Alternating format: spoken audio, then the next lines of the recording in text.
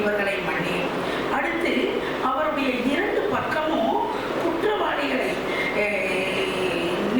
சிலுவையில அறைந்தவர்கள், பிதாவே இவர்களுக்கு மன்னியும் சொல்லி அவர்களுக்காண்டி ஜெபிக்கிறார்.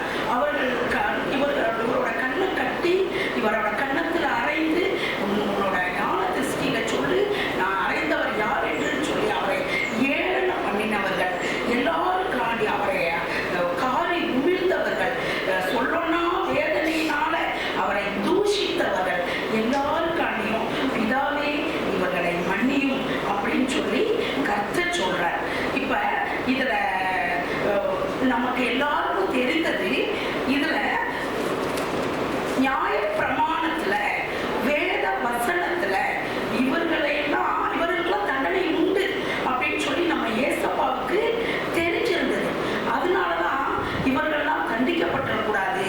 ஏன்னா நியாய பிரமாணத்தின்படியும் சரி, வேத வசனத்தின்படியும் சரி, உலக பிரமாணத்தின்படியும் சரி, இவர்களை தூசித்தால் இவர்களுக்கு என்னென்ன தண்டனைலாம் கிடைக்கும்னு ஏசப்பாக்கு தெரிஞ்சிருந்ததுனால இவர்களை மன்னியும் அப்படின்னு அவர்கள் மேல் வைத்த அன்பின் மிகுதியினால சொல்றார். அந்த தொங்கிட்டு இருந்து சொல்லனா வேதனையை அனுபவித்துக் கொண்டிருந்த அந்த நேரத்தில் இப்ப பரியாச நீதிமொழிகள் 19:29 பரியாசக்காரனுக்கு தண்டனை உண்டு. தூஷித்தால், அப்படி யாரையாவது தூஷிக்கிட்டோம்னா அதுக்கு தண்டனை உண்டு. ஆனா இப்ப உயர் பதவியில் இருக்கிறவங்க தூஷித்தா மான நஷ்ட வழக்கு போட்டுருவாங்க. ஆனா தேவகுமாரனையே அங்க தூஷிக்கிறாங்க. அவரை எவ்வளவு பெரிய தண்டனைக்கு அவங்க பாக்கியவான்களா இருப்பாங்க. ஆனா அவர்களை மன்னியும் அப்படின்னு அந்த இடத்துல பிதாட்ட கேட்டு மன்னிப்பை வாங்கி கொடுக்கிறார். லேவியராகும் 24:13, லேவியராகும் 24:14 தூசிக்கிறவர்களுக்கு என்ன தண்டனை?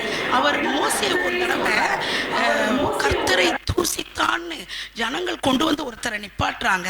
அவரை கர்த்தரிடத்துல போய் கேட்கிறாரு, இவர் கர்த்தரை தூசித்தார், இவனை என்ன தண்டனை கொடுக்கலான்னு போது கர்த்தரே சொல்றாரு, இவருக்கு கல்லெறிந்து கொல்லப்பட வேண்டும் அப்படின்னு சொல்றாரு. அப்ப இரக்கமுள்ள தெய்வம் தான், ஆனா குற்றவாளியை குற்றமற்றவனாக விடமாட்டார். தேவன் தம்மை பரியாசம் பண்ண ஒட்டார். மனுஷன் எதை விதைக்கிறானோ அதையே தான் அறுப்பான்.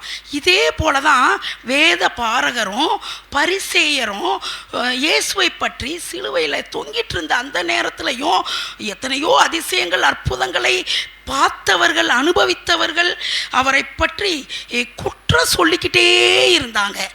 இதை பழைய ஏற்பாட்டில் தானியேலை குற்றம் சுமத்தினவங்களுக்கு என்ன தண்டனை கிடைச்சது? அவரை குற்றம் சுமத்தின அவங்களையும் அவங்களுடைய பிள்ளைங்களையும் சேர்த்து சிங்கக்கபியில் போட்டாங்க. சிங்கம் அவர்களுடைய எலும்புகளை நொறுக்கி போட்டது. தானியேல் 6:24 இருக்கு. அப்போ ஒரு குற்றம் பண்ணால் வசனத்தின்படி அவர்களுக்கு என்ன தண்டனை கிடைக்கணும்னு கர்த்தரே சொல்லியிருக்காரு. ஆனால் அப்படிப்பட்ட கர்த்தர்கிட்ட இந்த சொல்லொன்னா வேதனையை அனுபவித்திட்டு இருக்க நம்ம ஏசப்பா பிதாவே இவர்களுக்கு மன்னியும் அப்படின்னு சொல்லி நமக்காக தொங்கிட்டு இருந்த அவர் சொல்றாரு. இதுல ஒரு முக்கியமான விஷயம் என்னைய ஆட்கொண்டது. அதாவது அவருடைய அந்த தொங்கிட்டு இருக்கும் போது அவர் பக்கத்துல 2 கல்வர்கள் இருந்தாங்க. அதுல ஒரு கல்வன் மட்டும் அவரை ஏற்கனவே தூசிச்சிட்டு இருந்திருக்கலாம். எத்தனையோ அதிசயங்கள் அற்புதங்கள் செஞ்சீங்க, இப்போ உங்களை நீங்க ரட்சிக்க முடியலையா, உங்களை இந்த சிலுவையிலேருந்து காப்பாற்ற முடியலையான்னு தூசிச்சிருக்கலாம். ஆனா அதுல ஒரு கல்வன் அவருடைய அந்த மன்னி பிதாவே இவர்களுக்கு மன்னியும்னு இந்த சித்திரவதையிலையும் சொல்லனா வேதனையிலையும் இவர் சொல்ற அந்த வார்த்தையை கேட்டு அவருடைய அன்பின் ஆழத்தை உணர்ந்தவராய், அன்பு சகலத்தையும் தாங்கும், அன்பு சகலத்தையும் மன்னிக்கும், அந்த அன்பின் ஆழத்தை உணர்ந்த அந்த கல்வன், ஏசப்பா என்னைய நீங்க நினைங்கப்பா, உடனே ஏசப்பா செய்து காட்டுறார். அந்த மரிக்கும் தருவாயில நீ என்னோடு பரதேசியில் இருப்பாய், அவனுக்கு ரட்சிப்பை கட்டளையிடுறாரு. நான் நினைக்கிறேன் பேப்டிசம் வாங்காம உடனே பரலோகத்தில் ரட்சிக்கப்பட்டு போன அந்த கல்வன் ஒருத்தர் தான் நான் நினைக்கிறேன்.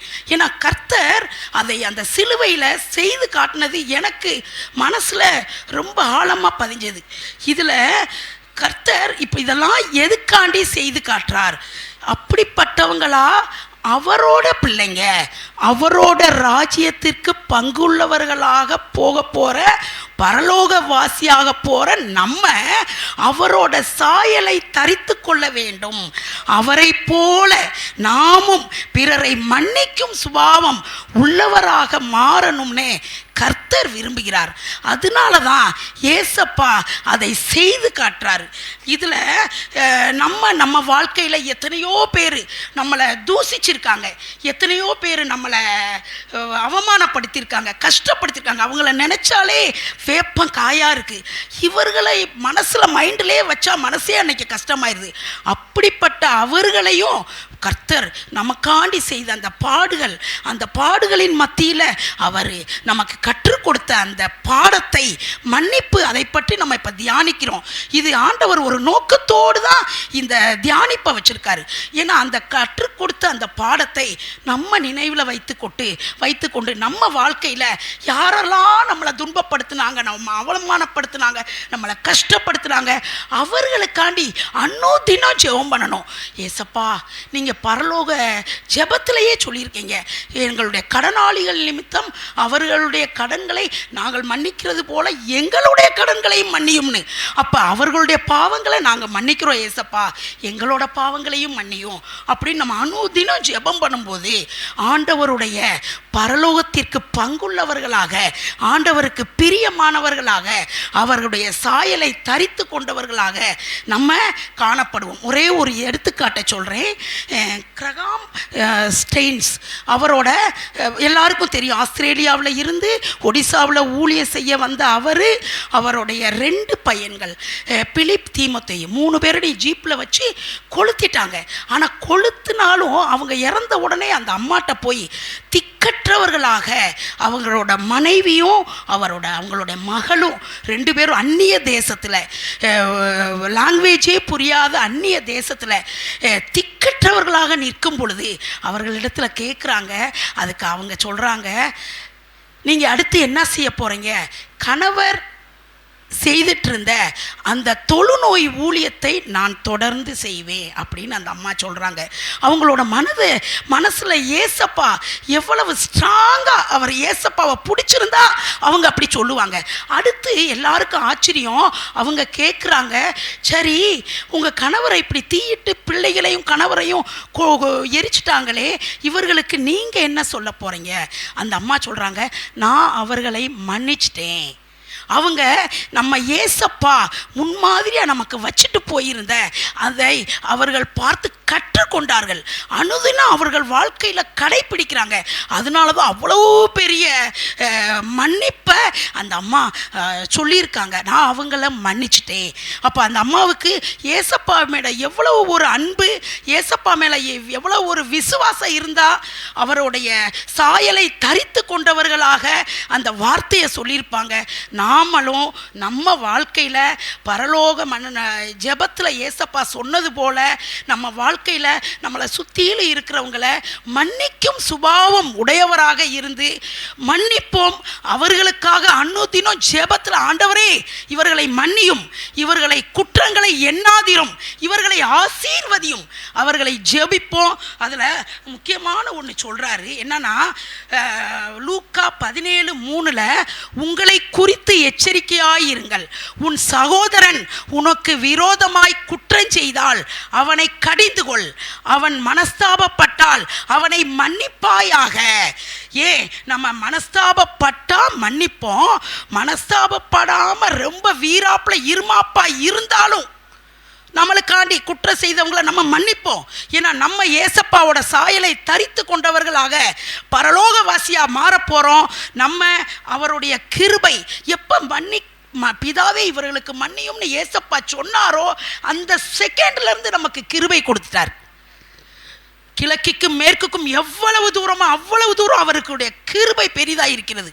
அந்த அளவுக்கு ஏசப்பா பிதாவே இவர்களுக்கு மன்னியும் அந்த ஒரு வார்த்தையில் நம்ம கிருபையை பெற்றுக்கொண்டோம். அப்படிப்பட்ட ஏசப்பாவோட அந்த கிருபையை பெற்றுக்கொண்ட நம்ம அவரோட சாயலை பிரதிபலிப்பவராக நம்மளோட எதிரிகளை, நம்மளை கஷ்டத்திற்கு அவமானத்திற்கு உட்படுத்தியவர்களை மன்னிப்போம், அவர்களை ஆசீர்வதிப்போம். அனுதின ஜெபத்தில் அவர்களை ஆசீர்வதித்து அவர்கள் ரட்சிப்பிற்காக ஜெபம் பண்ணுவோம். அவர்கள் அனைவரும் ரட்சிக்கப்படுவார்கள்.